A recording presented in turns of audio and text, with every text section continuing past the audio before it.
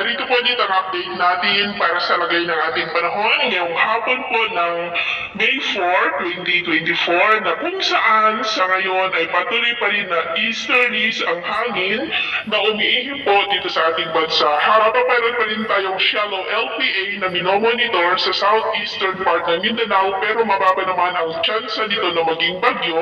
for the next 5 to 7 days. Pero hindi pa rin inaalis ang posibilidad na may isa hanggang dalawang bagyo na maaaring mabuo at lalapit dito sa ating bansa sa susunod na mga araw.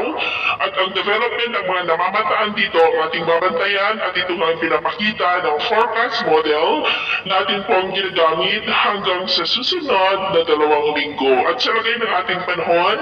ngayong hapon ay maayos pa rin ang panahon sa malaking bahagi ng ating bansa, mainit at malinsangan, pero may chance pa rin ang maulap na kalangitan with isolated rain sa ilang bahagi ng Ilocos Region, Cordillera, ilang bahagi ng Palawan, Lagonoy, Catanduanes, Esperanza, Tacloban, Zamboanga Peninsula, Lanao Provinces at ilang bahagi ng Sorsogon at Davao. At mamayang gabi, maayos pa rin ang panahon sa malaking bahagi ng ating bansa pero may chance pa rin ng mga isolated rains dyan pa sa ilang bahagi ng Catanduanes at ilang bahagi lamang ng Mindanao. At sa atin naman po mga baybayin, wala naman po tayong nakataas na namang warning signals pero ibayong mag-ingat lamang po kung papalaot tayo